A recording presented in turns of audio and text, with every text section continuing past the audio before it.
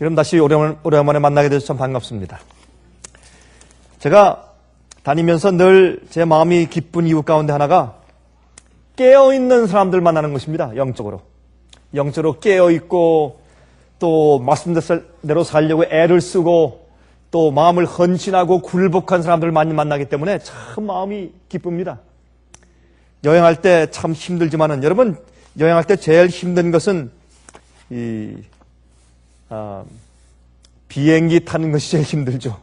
열 몇 시간씩 그냥 앉아있으면 그게 제일 참 힘든 일인데 그래도 가서 이제 영적으로 살고 깨어있는 사람들을 만나면 언제 그런 피곤이 있었는가 하는 식으로 아주 말끔하게 이제 정신이 맑아지고 또 시간이 바뀐 것도 모르게 열심히 말씀을 전하게 되고 또 사람들 만나서 하루 종일 대화하고 하면 또 영적으로 참 샘솟듯이 그렇게 힘이 솟는 것을 제가 느끼게 됩니다.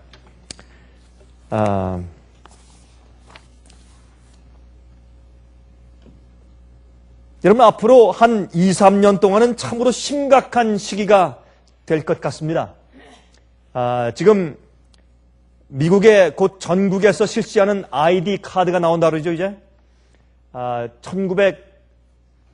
2005년도 초기에 그것이 이제 그렇게 하기로 통과되었고 그렇게 이제 미국 정가에서 그렇게 이제 계획을 하였고 그것이 국회에서 통과되었고 대개 이제 통과되면 그것이 정식으로 실시되기까지 약 한 3년 정도 걸린다고 하죠.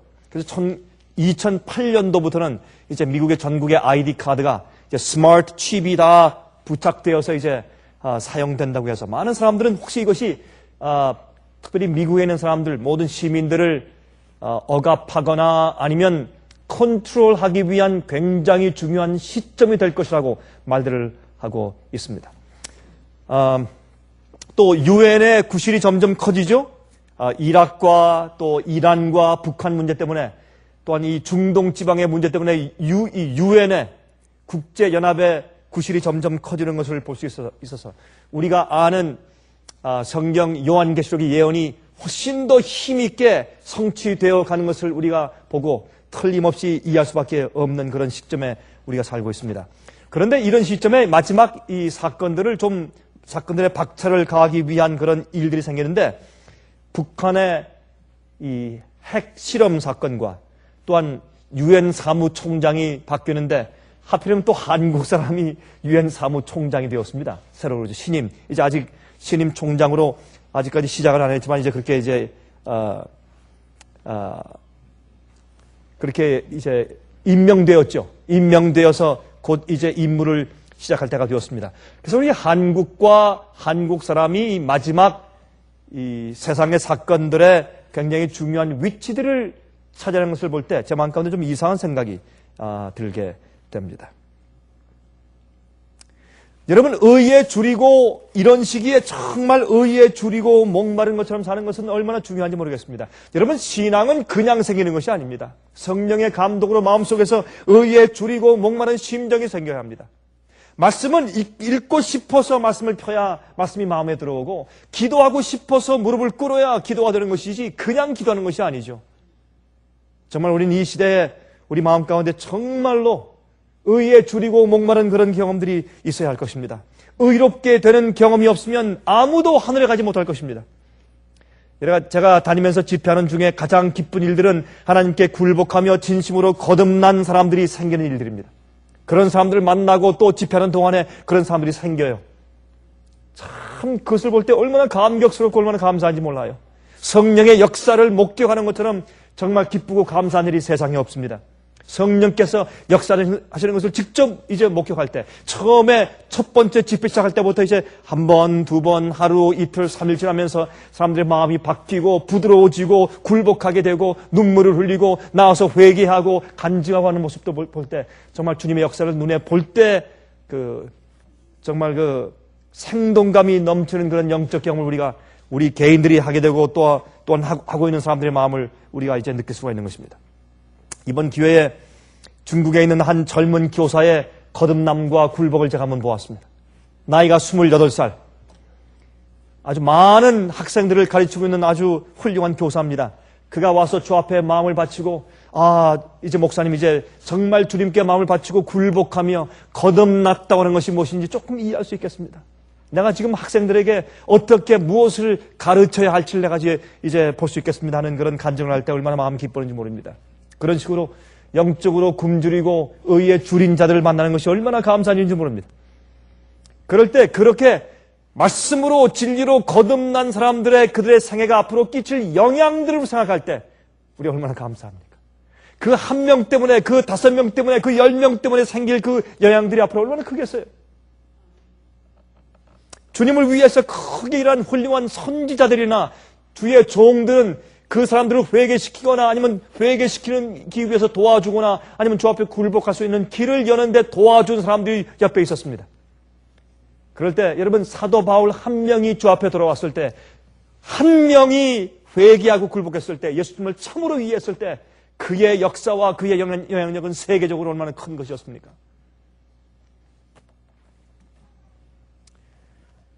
여러분 이런 시기에 참 또 한 가지 마음이 답답한 것은 예수를 믿으면서 멸망당할 자들이 세상에 많이 있을 것이라는 사실입니다. 그것이 우리 마음을 참 아프게 해요. 예수를 믿으면서도 앞으로 멸망당할 사람들이 얼마나 많아요, 여러분 세상에.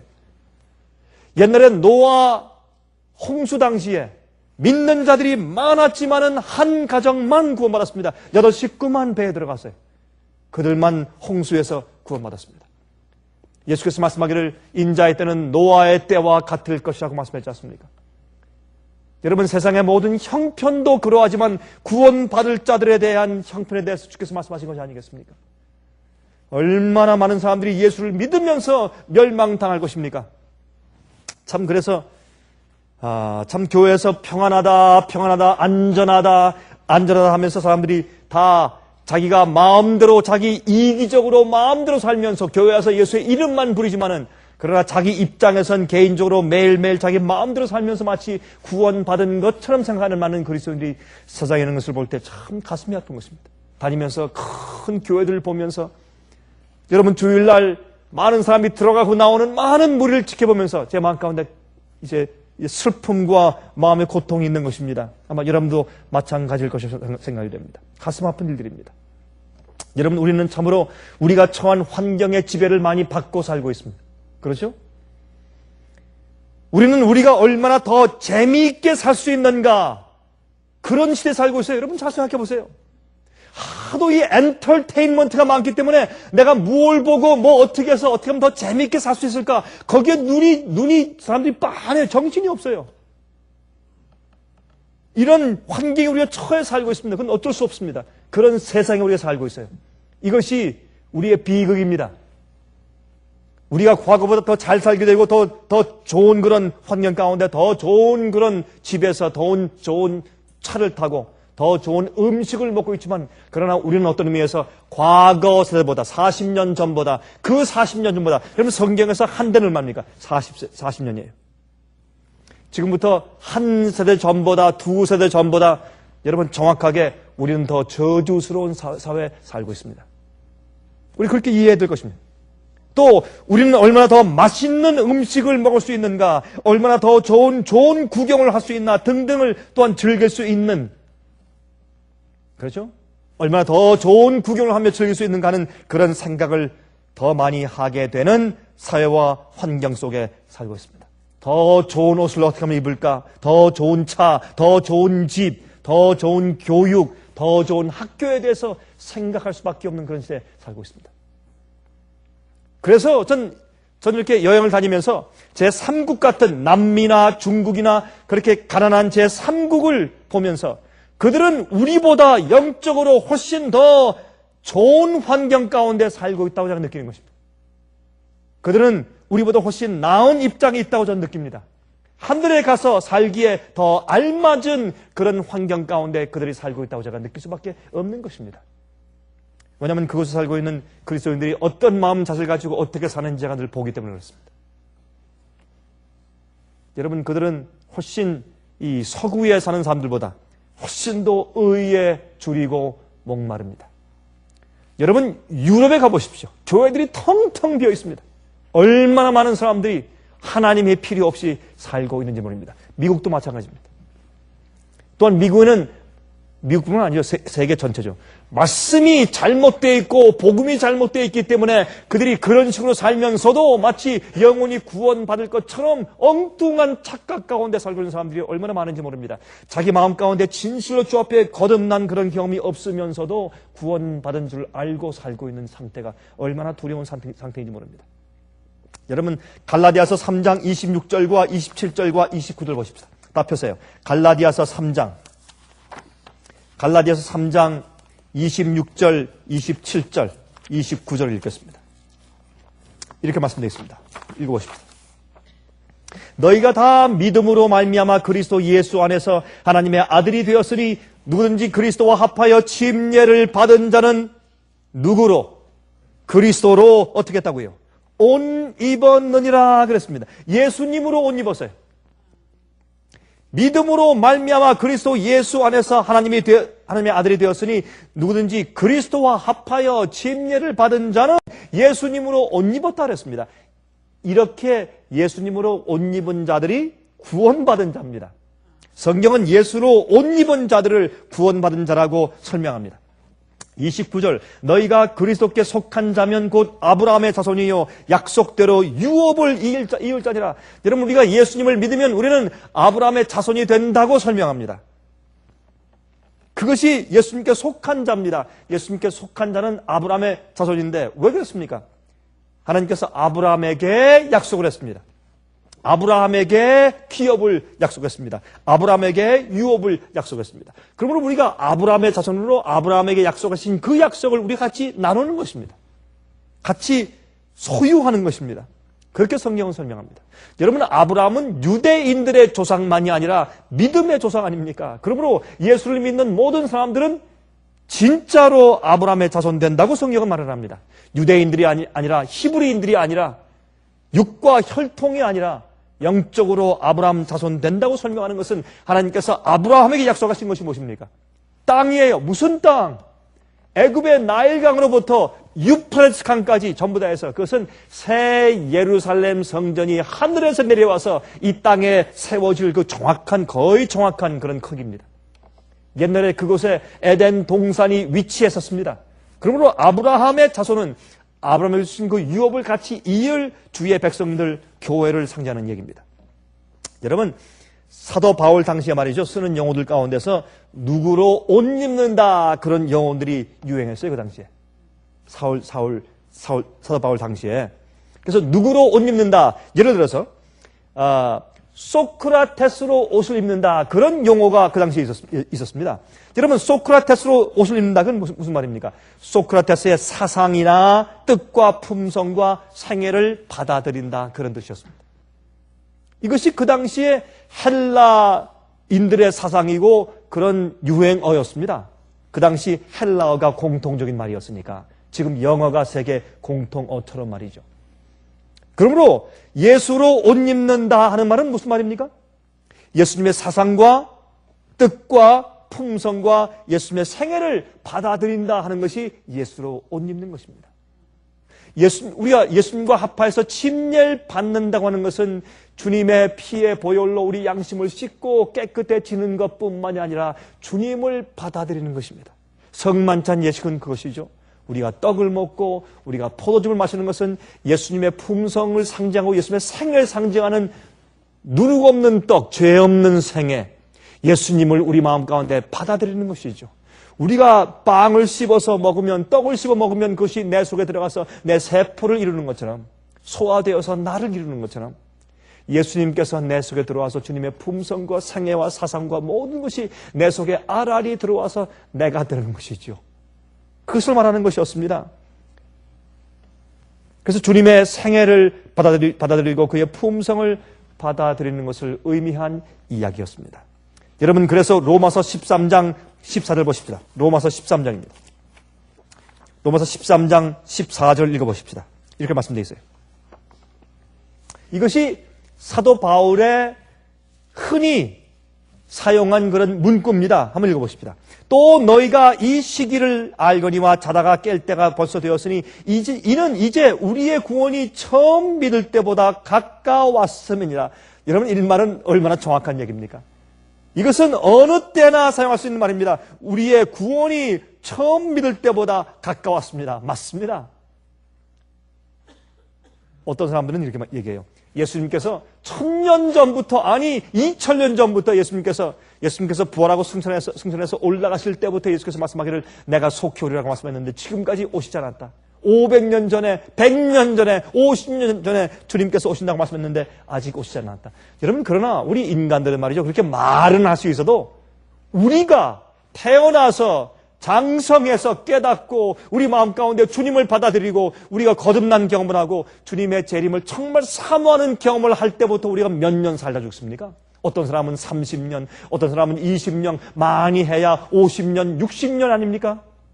태어나서 얼마 동안은 우리가 정신이 없죠. 장성하느라고 주님을 이해할 수도 없고, 우리가 정말 예수님을 알고 합하여서 주님을 옷 입은 다음에 주께서 오실 것을 사모하는 마음으로 기다린 지가 몇 년 됩니까? 사실은. 그러면 우리는 예수님을 1000년 기다린 것도 아니고 500년도 아니고 100년도 아니고 50년도 아닙니다. 사실 따지고 보면 우리가 곧 죽습니다.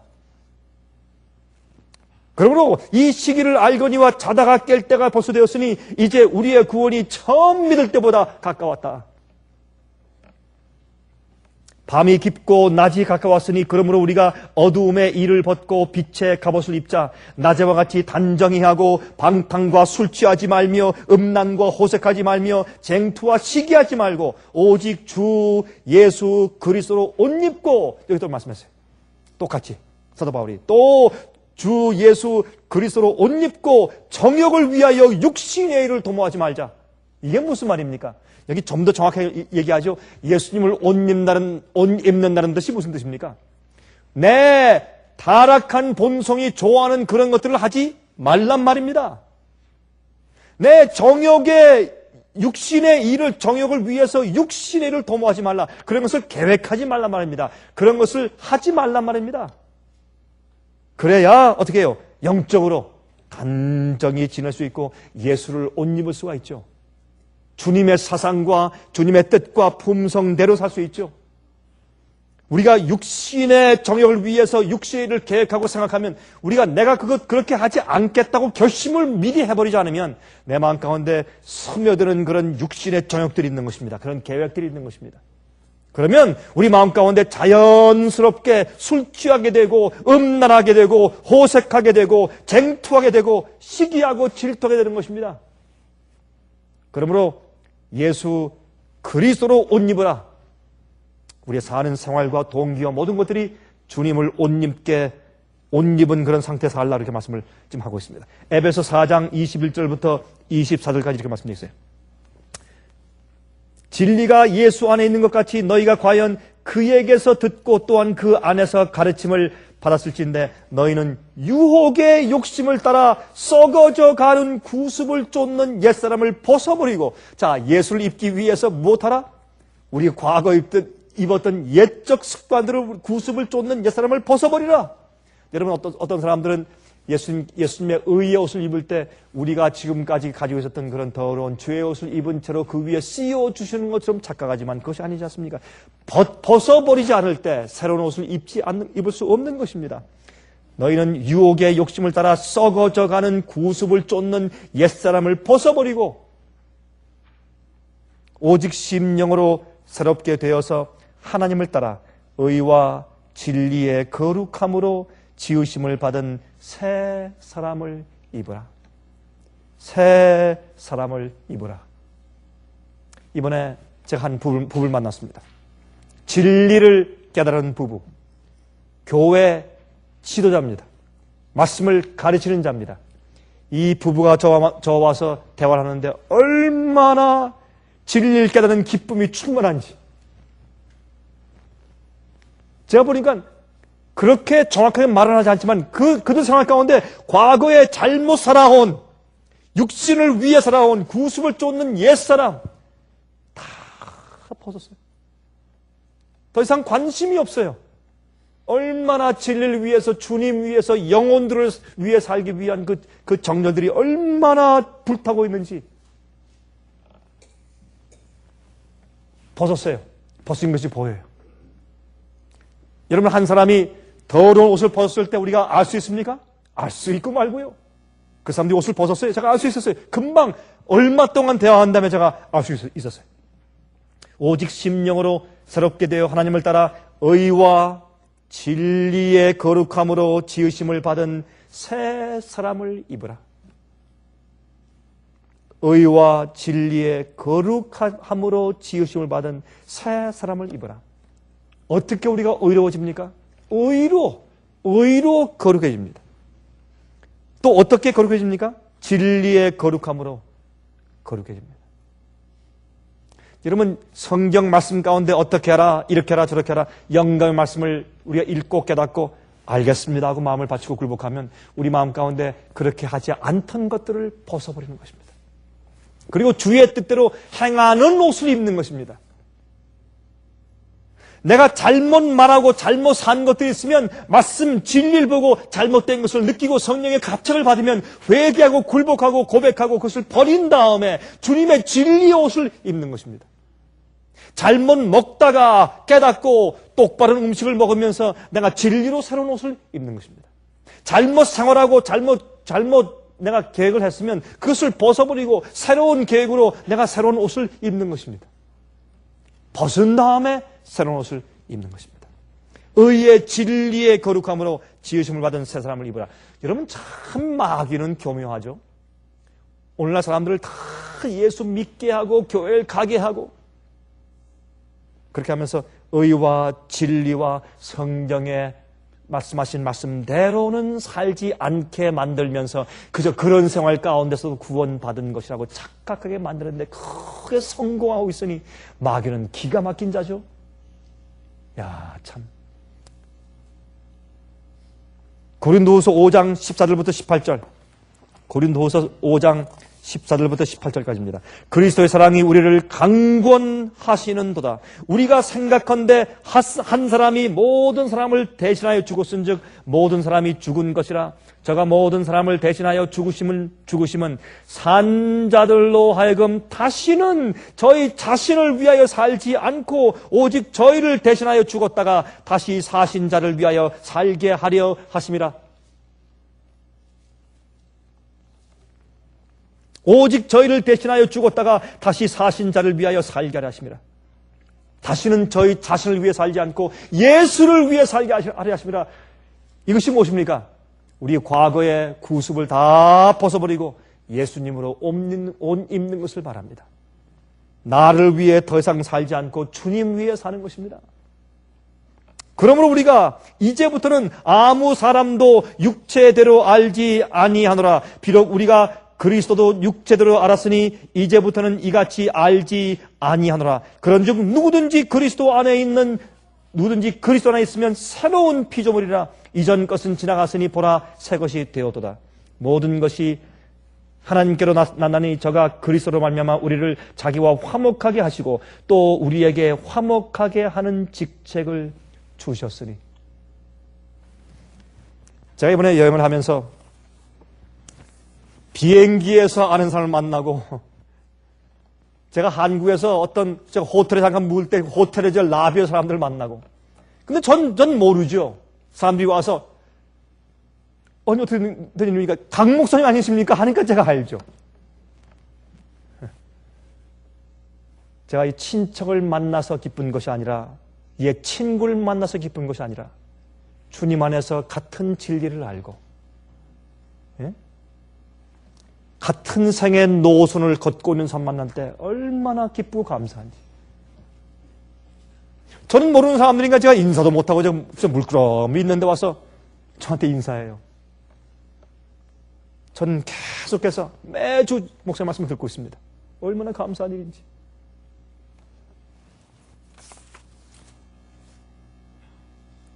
여러분 새로운 피조물은 새로 태어난 거 아니겠습니까? 그러니까 성경에 우리는 형제요 자매라고 말씀하고 있지 않습니까? 그러니까 진리로 거듭나지 않은 것은 진실로 거듭난 것이 아닙니다. 성경을 말씀하기를 의와 진리로 거룩하게 함을 입었다. 그렇게 설명을 하고 있습니다. 그러므로 자기의 옛생을 버리고 진리대로 개혁하고 바뀌는 경험을 하고 있지 않으면 좁은 길로 가는 사람들이 아닙니다. 같은 새로운 피조물이 아닌 것을 성경은 말하고 있습니다. 예수님과 합하여서 침례를 받으면 주님으로 옷 입어야 합니다. 우리들도 거기에 대해서 우리가 스스로 기만하면 안 될 것입니다. 갈라디아 5장 16절부터 24절까지 이렇게 말씀되어 있어요. 내가 이르노니 너희는 성령을 쫓아 행하라. 그리하면 육체의 욕심을 이루지 아니하리라. 육체의 소욕은 성령을 거스리고 성령의 소욕은 육체를 거스리나니 이 둘이 서로 대적함으로 너희의 원하는 것을 하지 못하게 하려 합니다. 너희가 만일 성령의 인도하시는 바가 되면 율법 아래 있지 아니하리라. 육체의 일은 현전하니 곧 음행과 더러운 것과 호색과 우상 숭배와 술수와 원수를 맺는 것과 분쟁과 시기와 분냄과 당지는 것과 불리함과 이단과 투기와 술취함과 방탕함과 또 그와 같은 것이라. 전에 너에게 경고한 것 같이 경계하노니 이런 일을 하는 자들은 하나님의 나라를 유업으로 받지 못할 것이요. 이건 무엇입니까? 이들은 예수로 옷 입은 사람들이 아닙니다. 예수를 알지만 예수로 옷 입은 사람들이 아닙니다. 여기 말씀하기를 너희가 만일 성령의 인도하시는 바가 되면 율법 아래 있지 않다 그랬습니다. 여러분, 율법 아래 있지 않는 것은 어디 아래 있는 것입니까? 은혜 아래 있는 것입니다. 은혜 아래 있는 것은 무슨 뜻입니까? 성령의 역사 아래 있는 것입니다. 그러면 이런 악한 열매가 우리 마음 가운데 더 이상 없는 것입니다. 지금 읽은 것처럼. 그 다음에 말씀하기를 오직 성령의 열매는 사랑과 희락과 화평과 오래 참음과 자비와 양성과 충성과 온유와 절제니 이 같은 것을 금지할 법이 없느니라. 여러분, 땅에 옥토에 나무를 심어 보십시오. 여러분, 비를 받고 햇빛 받고서 자연스럽게 열매가 생깁니다. 그 나무에서 열매가 생기지 않게 막을 길이 없습니다. 성령 안에 행하면, 성령의 역사 가운데 있으면, 은혜 아래 있으면 자연히 이런 열매가 생기는 것을 금지할 법이 없습니다. 아무도 막을 길이 없습니다. 그리스도 예수의 사람들은 육체와 함께 그 정과 욕심을 십자가에 못 박았느니라. 그런 자들에게 성령의 열매가 생깁니다. 예수와 합하여 침례 받은 자는, 예수로 옷 입은 자들은 성령 안에서 살고 성령의 성령의 열매가 반드시 있을 수밖에 없습니다. 아무도 막을 길이 없습니다. 우리 이제 아까 처음 읽은 본 성경의 본문으로 돌아가십시다. 갈라디아 3장 26절, 27절, 29절에 다시 읽으면 이렇게 말씀되어 있죠. 너희가 다 믿음으로 말미암아 그리스도 예수 안에서 하나님의 아들이 되었으니 누구든지 그리스도와 합하여 침례를 받은 자는 그리스도로 옷 입었느니라.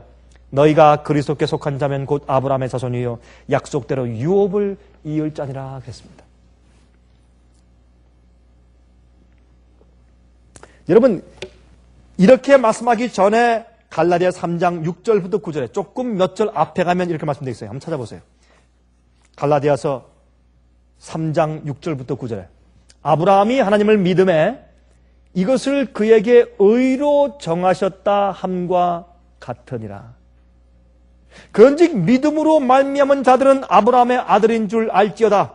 또 하나님이 이방을 믿음으로 말미암아 의로 정하실 것을 성경이 미리 알고 먼저 아브라함에게 복을 전하되, 주님께서 어떻게 해요? 아브라함을 통해서 많은 사람들에게 복음이 나갈 것을 아시고 어떤 그림을 그릴 때 제일 먼저 어느 구석에서 처음에 붓을 대고 시작해야 되지 않겠습니까? 아브라함이 다른 사람들보다 무슨 특별해서가 아니라 주님께서 그 당시에 가장 마음이 열린 자를 주님께서 우상 숭배하는 그 갈대아 우르에서 선택해서 주의 백성들 교회를 불러 모으는 일을 시작하신 시작점이 아브라함이죠. 그렇죠? 그래서 하나님께서 어떻게 했습니까?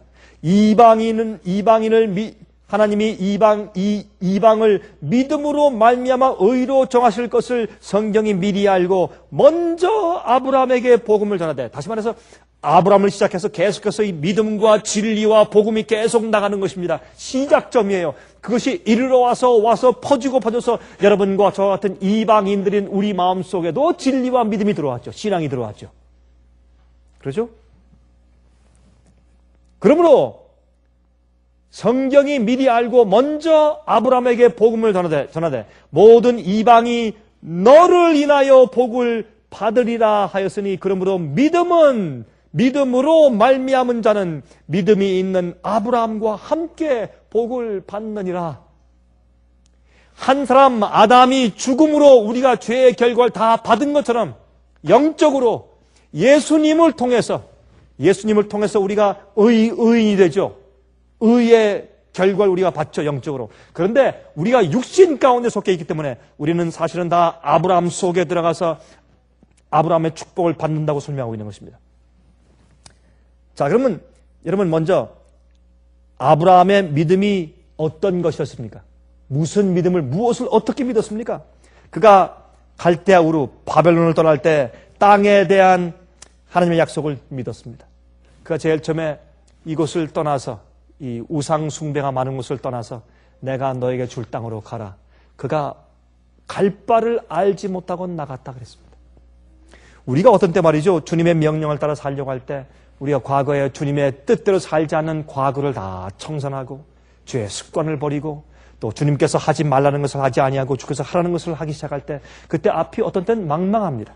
내가 어떻게 먹고 살아야 될지, 어디 가서 어떻게 정착해야 될지, 내가 어떻게 될지에 대해서 앞에 미래가 좀 막막할 때가 많이 있는 것입니다. 우리도 그러나 아브라함이 믿음으로 간 것처럼, 믿음으로 갈 바 알지 못하고 간 것처럼 주님을 따르는 사람들은 그런 경험들을 하는 것입니다. 그래서 주님께서 명령하실 때 바벨론을 떠날 때 땅에 대한 주님의 약속을 그는 믿었습니다. 그건 보통 일이 아니었습니다.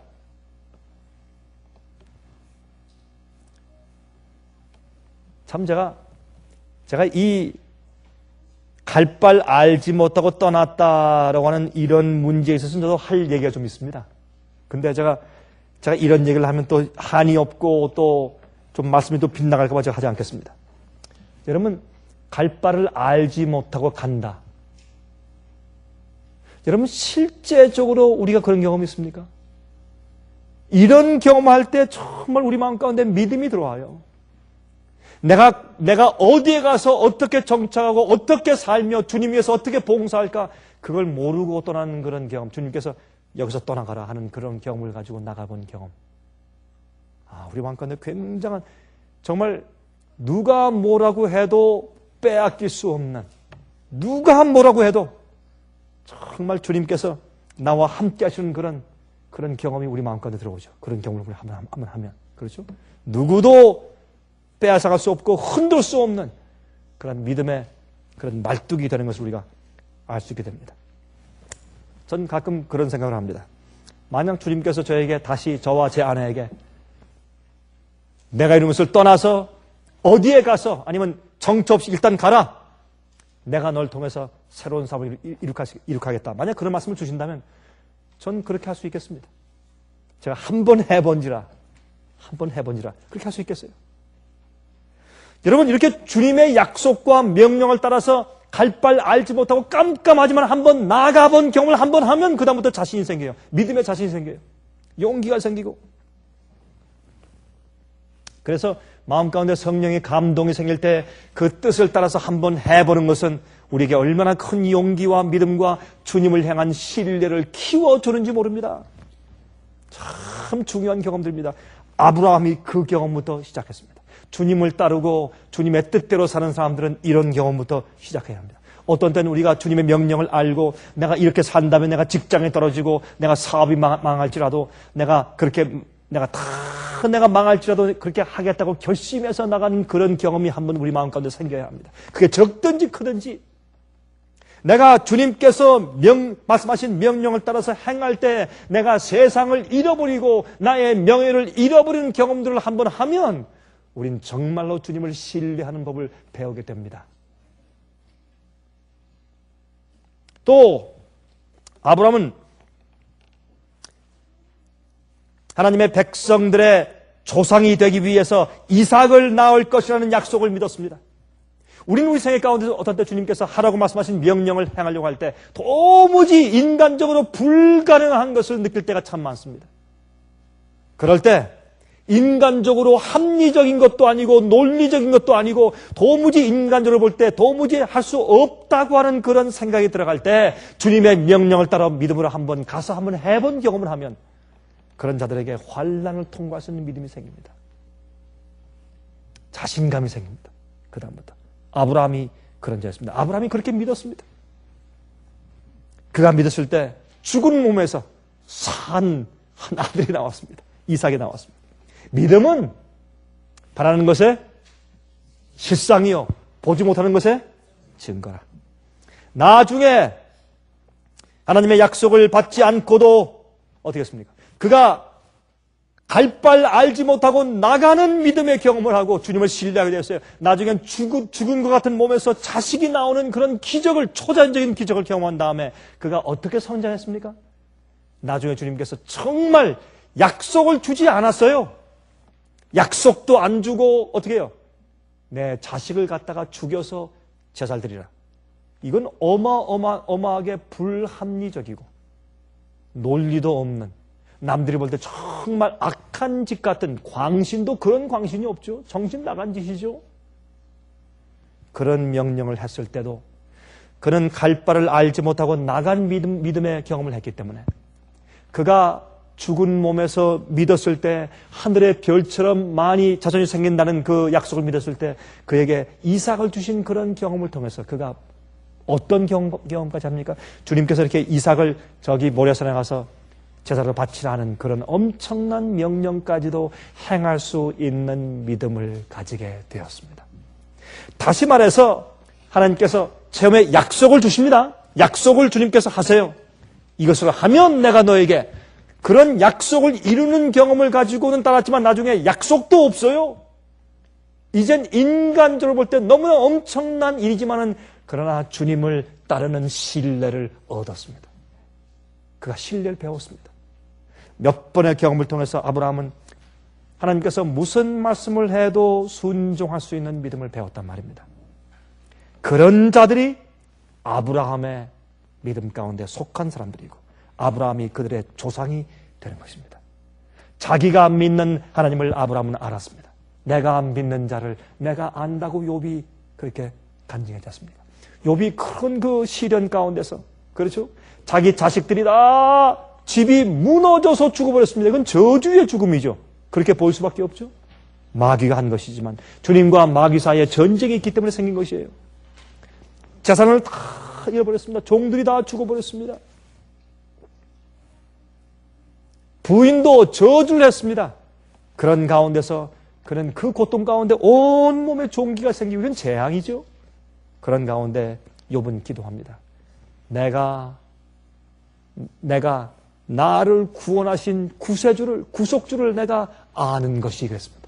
내가 구속주를 내가 안다 그랬습니다.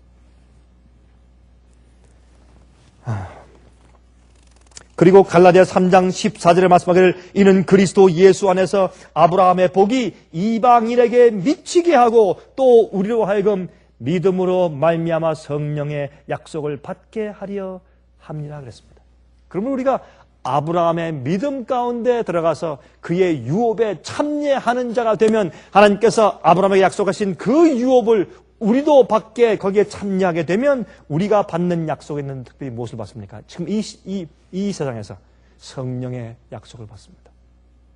앞으로 아브라함에게 주신 그 새 예루살렘, 에덴 동산의 그 땅에 우리도 들어가서 유업을 받을 것이나 이 땅에, 그때까지 이 땅에 살면서 우리가 성령의 유업을 받는다고 성령은 설명합니다. 그것이 그리스도로 옷 입는 것입니다. 예수님의 사상과 예수님의 품성과 생애를 받는 것은 그렇게 살 수 있도록 힘을 주시는 성령을 같이 주시는 것입니다. 성령을 같이 주시는 것입니다. 여러분 마태복음 22장에 혼인잔치의 예복의 비유가 있지 않습니까? 왕이 아들의 혼인잔치에 사람들 초청할 때 초청장과 함께 무엇을 주었습니까? 혼인 예복을 주었습니다. 혼인 예복은 요한계시록 19장에 보면 그것은 어린 양의 신부가 준비되었다고 하는데 그것은 흰 세마포 옷이요. 그것은 거룩한 성도들의 행실이라고 했습니다. 거룩한 성품입니다. 큰 예수로 옷 입는 것입니다. 예수님의 사상과 그의 상의와 품성이 나의 것이 되는 것입니다. 내가 살 때 내 마음에 충동이 생겨요. 불쌍한 자를 볼 때 충동이 생겨요. 나를 욕하는 자를 볼 때 다른 충동이 생겨요. 복수할 충동보다 다른 충동이 생겨요. 내가 주님의 일을 볼 때, 주님의 일을 볼 때 내 마음 가운데 하늘의 충동이 생겨요. 내가 사람들을 볼 때, 불쌍한 영혼을 볼 때 하늘의 충동이 생겨요. 이러한 성령의 충동 때문에 살게 돼요. 그렇죠? 그래서 내 마음과 생각과 뜻이 하나님과 하나가 된 다음에 성령의 충동으로 내 생애가 이루어지기 시작해요. 그것이 예수 그리스도로 말미암아 의의 옷을 입는다는 의미입니다. 우리 마음 가운데 예수님의 충동이 생겨요. 성령의 충동이 생깁니다. 그래서 아브라함의 자손이 되면 아브라함의 성령의 약속을 우리가 같이 받는다고 그렇게 성경은 말씀을 했습니다.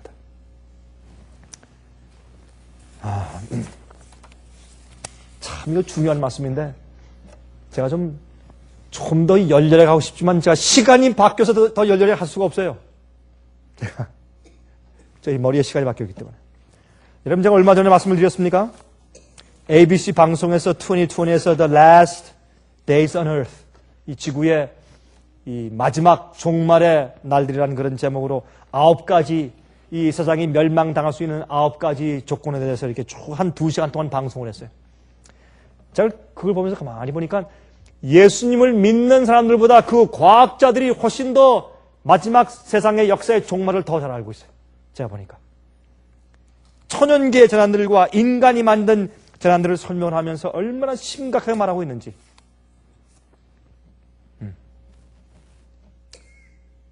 그들 말했습니다. 2006년이 가장 덥고 긴 여름이었다고. 그럼 앞으로 더 심각할 것이라고. 그들이 이제 그 얘기를 하는데 그 9가지 가운데 마지막 3가지 지구가 우리가 멸망당할 수밖에 없는 3가지를 얘기하면서 이제 그렇게 얘기를 했습니다.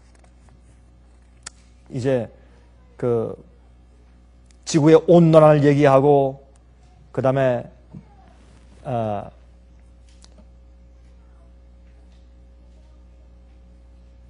온역, 사람들이 고칠 수 없는 패스틸런스, 그런 병들에 대해서 이야기하고 꼭 예수님께서 마지막 시대에 어떤 사건이 예수께서 오시기 전에 어떤 사건이 있을 것이라고 말씀하신 마태복음 24장 얘기하고 얼마나 같은지 몰랐어요. 제가 그 보면서 그 방송을 보면서 참 놀랐습니다. 이런 것들은 동방 박사들 얘기들이에요. 동방 박사가 와서 메시아가 어디 났어? 했을 때 다 사람들이 잠잤습니다. 여러분 오늘날 막인 말이죠. 그리스도인들이 예수님의 재림을 기다리지 않고 지금 번영했다, 축복받고 있다, 축복을 더 받자. 예수를 믿으면 축복받소. 우린 구원받았어. 그런 분위기로 교회를 전부 잠재우고 있어요. 그런데 동방 박사가 왔어요. 제가 그 방송을 보면서 동방 박사가 와서 예루살렘 성을 문을 두드리고 있구나. 제가 그것을 느꼈어요.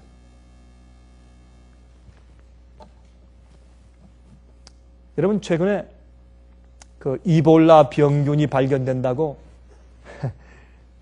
제가 여행하는 중에 뉴스에서 봤어요. 여러분들은 미국에 있으면서 들었죠? 시금치 파동. 여러분 들었습니까? 시금치 파동, 또 상추 파동. 다 그냥 엄청난 숫자를 전부 다 회수하고. 여러분 왜 이런 일이 생깁니까? 어떤 과학자는 나와서 이 지구가 2029년도 4월 13일 날 멸망한다고 이렇게 날짜를 대서 제가 그걸 보면서 한참 웃었어요. 참 그 재밌는 사람들 아니다. 근데 그 사람은 이 물리학자가 너무 심각해요. 아주 심각한 모습으로 그 얘기를 하고 있어요. 그 사람은 예수를 안 믿는 사람들이죠. 그렇게 에스테로이드 이런 그 운석이 떨어져서 지구가 멸망하는 것은 아니죠. 예수께서 오심으로 멸망하죠. 그렇죠? 2029년까지 세상에 갈 수가 없죠. 그러나 어쨌든 이 사람은 적어도 지구 멸망을 예언하고 있어요. 그리스도인들은 세상이 영원히 복된 천년 왕국이 올 것으로 그들이 번영을 기대하고 있을 때 갑자기 멸망이 올 것입니다. 그럴 때 그가 이제 말하기를 지금 이 한 운석이 지금 돌고 있는데 그 도는 궤도를 보니까 2029년 4월 13일자에 이 지구에 떨어지는데 떨어지는 속도가 사람이 총을 쏠 때 총알이 나가는 총알의 속도의 60배의 속도로 떨어진대요. 떨어지면 지구가 무슨 원자 폭탄이 터지는데 그건 100만 배인가 그런 충격으로 떨어진다고 이렇게 설명할 때 제가 좀 웃었습니다만은, 그러나 그들의 이야기가 어떤 의미에서 동방 박사들의 녹화하는 소리가 아니고 무엇이겠습니까? 바닷물이 점점 불고 있고 세상의 모든 섬들이 잠기고, 이게 무슨 말입니까? 성경 얘기 아닙니까, 여러분? 저는 항상 이제 요즘엔 제가 다른 데 가서 설교하거나 그냥 오디오 테이프만 녹음하거나 아니면 비디오를 통해서 제가 말씀을 전하거나 항상 제 눈에 보이지 않는 청중들을 제가 의식하면서 말을 합니다.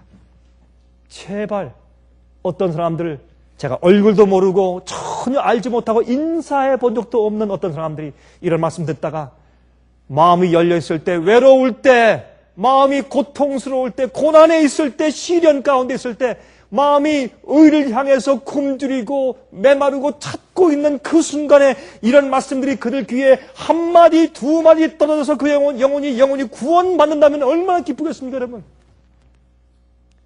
그것이 제가 사는 제 인생의 소원이고 목적이요. 전 그 열정으로 제가 세상을 다니면서 말씀을 전합니다. 자, 그 결과를 봐요. 전 자면서, 낮에 일하면서 저는 항상 꿈을 꿉니다. 구원받을 많은 영혼들에 대해서 꿈을 꿉니다. 잘못된 진리와 복음으로 기만 당해 있는 영혼들이 바벨론에서 깨어서 나오는 꿈을 전 꿉니다. 전 그걸 위해서 합니다. 그것이 제 인생의 목적입니다. 전 그것을 위해서 모든 걸 바칠 마음이 있고 전 그렇게 합니다. 제가 중국에서 이제 강의를 하는 중인데, 제가 두 번 집회를 했습니다. 한 번은 한 150명 정도가 모인 집회와 또 한 100명이 모인 집회에서 제가 이제 강의하는데, 제가 내일 좀 다 보여드리겠습니다만은, 강의 중에 계속 눈물을 흘리면서 듣는 한 젊은 여성을 보았습니다. 앞줄에서 두 번째 맨 오른쪽에, 중간에서 맨 오른쪽에. 지금도 그 여인의 얼굴이 제 눈에 선합니다. 계속 눈물을 흘리는데 한 이틀 동안, 첫날과 이튿날에 계속해서 눈물을 닦아요. 매 시간마다. 물론 말씀을 공부해서 말씀 때문에 눈물을 흘리는 것도 있겠습니다만 그런 다른 이유가 있었습니다. 제가 한 이틀 두 번째 날엔 제가 좀 궁금해서 그 여인을 오라고 했습니다. 제가 통역을 통해서 물어봤습니다. 이렇게 말했습니다. 내 어머니가 지금 이 시간도 감옥 속에 있습니다. 저희 어머니가 진리를 이해한 다음에 다니면서 교회 문을 두드리고 다니면서 얼마나 전도를 하시는지, 사람들이 싫다고 내어 쫓아도 또 가고, 여기서 내어 쫓기면 신발에 먼지를 털고 저쪽 교회로 또 가고 또 가면서, 여러분 그렇게 믿으면 안 됩니다. 똑바로 믿어야 합니다. 거듭남은 그것이 아닙니다. 똑바로 믿어야 합니다. 성경 진리는 이러한 것입니다. 예수를 믿으면서도 멸망당할 수가 있습니다. 그러면서 성경 진리의 작자를 가지고 다니면서 계속 전도하다가 그 교인들이 싫어서 쫓아내서 내면 또 다니다가 또 경찰한테 붙들려서 또 감옥에 가면 또 거기서 며칠 있다가 또 나와서 또 다니고. 이번에 자기 어머니가 5번째 감옥에 갔대요. 이번에 5번째 감옥에 가서 얼마 전에 말이죠. 3일 동안 감옥에 가서 물도 안 마시고 음식도 안 먹고 3일 동안 금식하니까 공안대원들은 그 중국의 경찰들이죠. 공안대원들이 겁이 나가지고 어이구 우리 감옥에서 죽어나가겠다. 겁이 나가서 빨리 나가라고 석방시켰대요. 그들이 겁이 나서 3일 동안 금식을 하니까. 참 열정이 보통이 아니래요. 지금 또 말씀을 전하다가 감옥에 또 들어가 있다고. 그래서 이 딸이 와서, 이 딸은 별로 잘 믿지 않는 사람이에요. 근데 어머니의 그 열정을 보고 깊은 감동을 받았어요. 근데 형식적인 교인이었어요. 그래 그 어머니의 헌신을 보고 너무 감동을 받고, 저것이 정말 믿는 것이구나. 그냥 열정적인 것만 아니라 광신적으로 열성적일 수 있고 극단으로 열성적일 수 있어요. 근데 그런 사람들은 생애를 보면 마음에 은혜가 없어요. 감동이 없어요. 그러나 은은하고 찬찬한 성령의 은혜가 있으면서도 정말 진리를 위해 자기를 바치는 열성을 볼 때 그때 정말 영혼을 구원하는 그런 능력과 은혜가 보여요. 이분은 그런 종류의 사람이에요. 자, 그렇습니다. 그러면 빨리 가셔서 정말 어머님께 식사도 좀 갖다 드리고 좀 우리 위로하죠. 어떻게 여기 와 계십니까? 지금 안서서 물었더니 그 딸이 이렇게 말했습니다. 아닙니다, 목사님. 저희 어머님은 강하신 분입니다. 강하신 분입니다. 저희 어머님은 제가 그 감옥에 늘 방문하는 것보다 제가 여기 와서 주의 말씀을 듣는 것을 더 기뻐했을 겁니다. 저희 어머님은 강하신 분입니다. 하늘 밖에는 소망이 없는 사람들, 그 사람들은 우리보다 더 축복된 환경 가운데 살고 있습니다. 우리는 어떻게 하면 우리가 더 재밌고 맛있게 즐겁게 살 수 있는가 늘 그것을 추구하고 살 수밖에 없는 그런 유혹이 훨씬 더 많은 세상에 살고 있어요. 시간이 남아 돌아가서 문제예요, 우리에게는. 여러분이시여, 그러므로 우리는 더 많이 기도해야 합니다. 예수 그리스도로 옷 입을 수 있도록 기도하고 성령의 지배와 성령의 충동대로 살 수 있도록 우리는 더 많이 기도해야 할 것입니다. 주의 성령이 나를 인도하시면 우리가 사는 생은 달라집니다. 우리가 말하고 생각하는 것이 달라질 것입니다. 그렇게 해서 주의 오심을 철저하게 성령을 통해서 준비하게 되시기를 간절하게 바랍니다. 하늘에 계신 우리 아버지, 우리의 삶이 매일매일 아버지께 연락되는 삶이 되기를 간절히 소원합니다. 우리의 생각과 우리의 의도와 삶의 계획과 목적이 하는 일들이 주님께서 인정하시는 것들이 되기를 간절히 소원합니다. 그것이 우리의 소원이고 그것이 우리의 생애의 목표입니다. 아버지시여, 그렇게 될 수 있도록 도와주시옵소서. 우리가 우리의 옛사람 구습을 다 벗어버리고 예수님의 품성과 사상과 예수님의 생애로 옷 입기를 간절히 소원합니다. 우리의 성정들을 없애주시고 우리의 정욕이나 우리의 품성들을 낮춰주시고 예수님의 삶이 우리 속에 들어오게 하시며 아브라함의 성령의 약속이 우리 속에 들어와 유업이 되게 하셔서 우리가 성령의 충동으로 살 수 있도록 도와주시길 기도합니다. 주여, 저희가 부족합니다. 그러나 우리의 삶의 목표가 너무 분명하고 우리가 성령의 감동하심으로 살기 때문에 진실되게 영혼들을 구원할 수 있게 만들어 주시옵소서. 아버지시여, 저희의 죄를 용서하시되 우리의 시간과 우리의 정력과 우리의 달란트와 우리의 재물과 모든 것들을 아버지를 위해서 곧 오시는 주님의 재림을 위해서 헌신치 아니한 죄악들을 용서하여 주시옵소서. 우리 속에 있는 이기심들과 교만한 마음들을 용서해 주시옵소서. 예수께서 이 땅에 사신 그러한 생각들로 우리 마음을 채워 주시옵소서. 우리를 우리 자신들로부터 구원하여 주시옵소서. 예수 그리스도의 거룩하신 이름을 의지하여서 간절하게 기도하옵나이다. 아멘. 은혜 많이 받으셨습니까? 지금까지 들으신 이 생애의 빛 예배 설교는 간절한 마음으로 진리를 찾는 분들과 정직한 양심으로 말씀을 받아들이고 언제나 진실이 무엇인지를 생각하는 그리스도인들을 위한 말씀입니다. 주변 가족들이나 친지들 중에 말씀을 사모하고 순결한 신앙을 갖기 소원하는 분들이 계시면 생애의 빛 예배 설교 테이프를 소개해 주시기 바랍니다. 매주 원하시는 분들의 가정으로 직접 배달되는 생애의 빛 예배 설교는 개인의 신앙 부흥이나 소규모 그룹 예배를 위하여 비디오와 오디오 테이프, DVD, CD로 제작되었습니다. 생애의 빛 예배 설교 테이프를 원하시는 분들은 1-877-704-1004번으로 전화하여 주시기 바랍니다. 생애의 빛은 각종 미디어, 즉 출판물, 텔레비전, 비디오, 오디오 카세트 테이프, DVD, CD, 그리고 웹사이트를 통하여 복음을 전하는 미디어 선교 기관입니다.